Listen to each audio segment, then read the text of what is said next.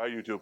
You just bought yourself a Bullseye, right? It's brand new to you. You've never turned it on before. You haven't had any fire in the cup. Either that, or you just cleaned it and you vacuumed out the auger tube the best you could.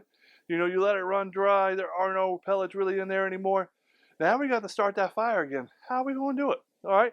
Well, first thing, you got to decide on a pellet that works for you, right? What works for me might not work for you.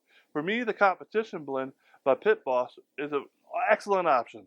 I think it's like $15 a bag, give or take at your local Lowe's, right?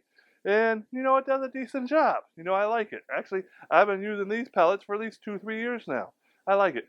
You go find what works for you. For me, $14, $15, $16, somewhere in there, 40-pound bag works. So the first thing we got to do is we're going to have to, like, fill up that hopper, son. And this is a 40-pound bag, and that hopper only really takes like 20 pounds. So first we got to open it, and then we're going to fill it. All right.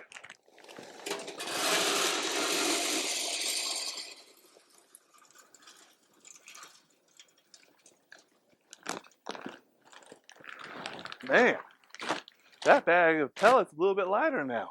All right. Now, we could turn this on, and we're going to.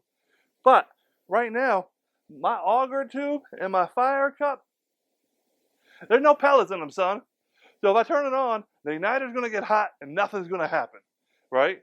Well, Recteq tells us if we take a handful of pellets and we put it down in there, it should light. So let's just take a handful of pellets out the top of this thing, and we're just going to throw it in our fire cup.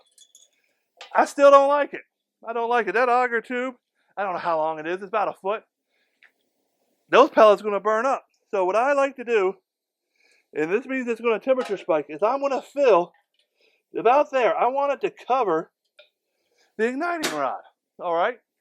That works. Then I'm going to turn her on. And I'm going to give it a little bit. I only got it set for 225. We're going to give it some time.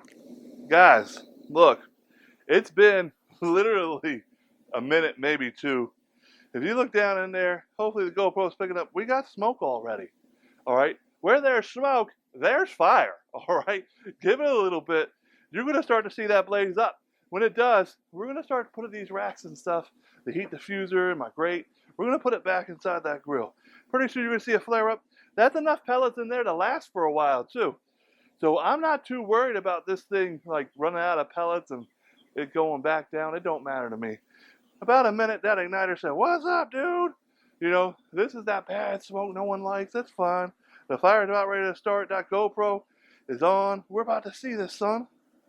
Let's give this a second." All right, I see some fire.